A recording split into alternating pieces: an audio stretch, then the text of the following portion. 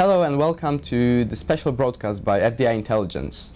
I'm Michał Kaczmarski, Markets Editor at fDi Magazine, and I'm joined here by Dr. Henry Löwendahl.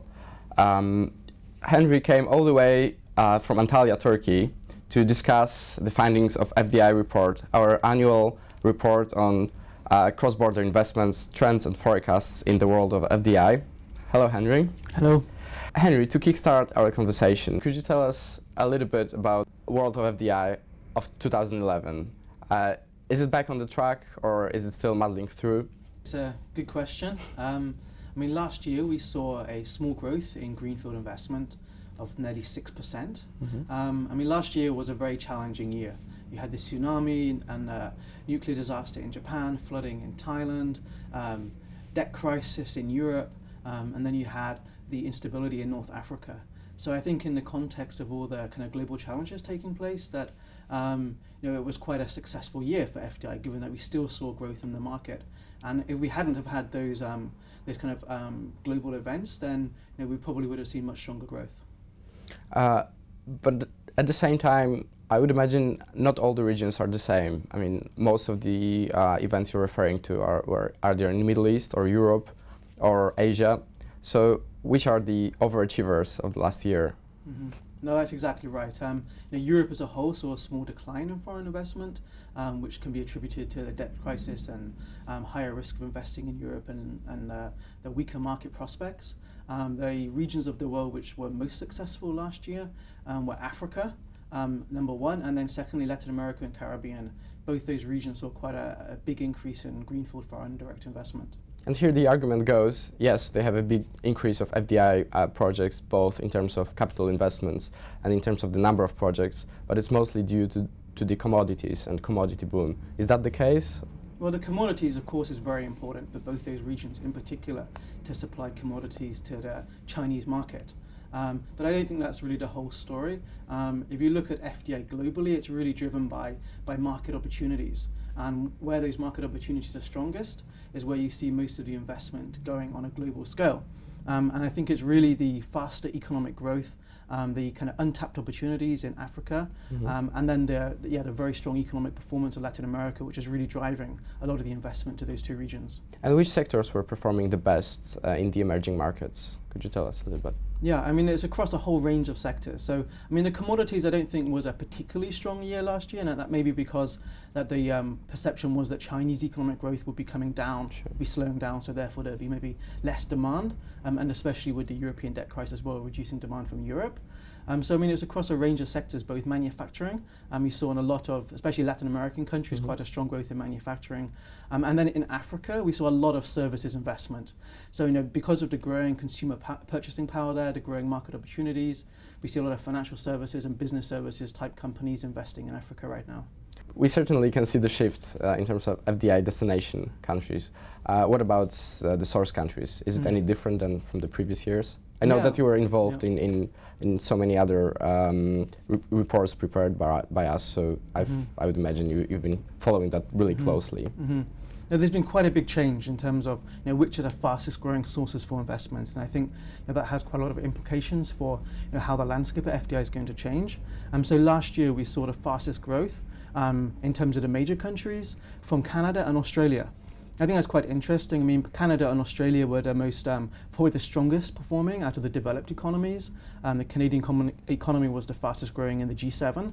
So we saw a really strong growth, at least 50% growth in jobs and investment coming out of Canada and Australia. The third fastest growing of the major economies last year was China. And again, I think that's important because the perception is, or actually the fact is, that a lot of Chinese fDi, or the majority, is mergers and acquisitions. And we've seen that all around the world. But actually the greenfield investment is also growing quite fast. So last year, there was around a 20% increase in Chinese outward fDi. And interestingly enough, a lot of that investment wasn't in the commodity sector. And we saw a big growth in particular in renewable energies investment from Chinese companies. And renewable energy, again, that's an interesting case as well. That was the best performing sector last year.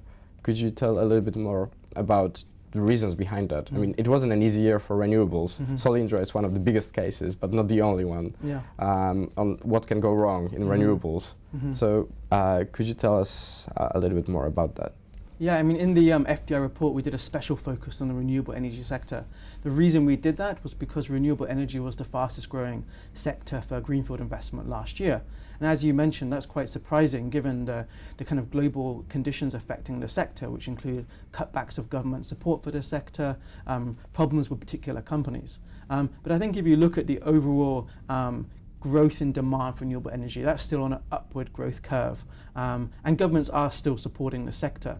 And also, if you look at the kind of countries and companies which are investing in renewable energy, that's changing quite dramatically. So Germany and Spain were the original leaders, German and Spanish companies. Then American companies have become huge players in renewable energy. And now we're seeing the Chinese companies becoming global players. And so I think a lot of the growth in the industry is coming from Chinese companies in particular, who are investing in the US and Europe in renewable energy. Okay, perfect. And what about the forecast? I mean, our report focuses not only on 2011, it actually tries to forecast what's going to be happening in the upcoming months. Mm-hmm. So what's your forecast in terms of FDI, the major destinations for FDI and the major sectors for FDI? Yeah, I think in the current economic and political climate globally, it's very hard to make accurate forecasts. So what we try to do in the report is that we give a range of forecasts which can be expected based on, depending on what happens in a global and political and economic situation.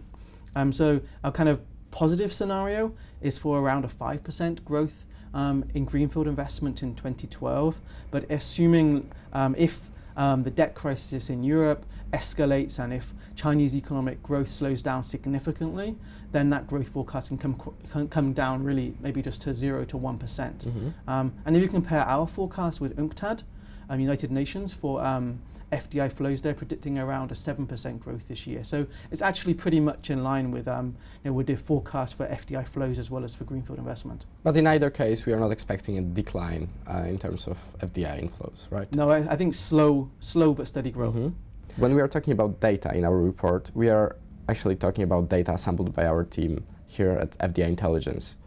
Could you explain how the data was assembled?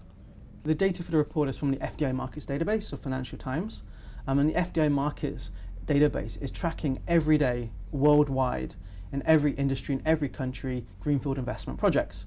And the way we do this is that we are tracking over 20,000 different public and private sources to try and capture information on investments, which are then all validated and quality controlled by our team, and then they're added to our FDI Markets database.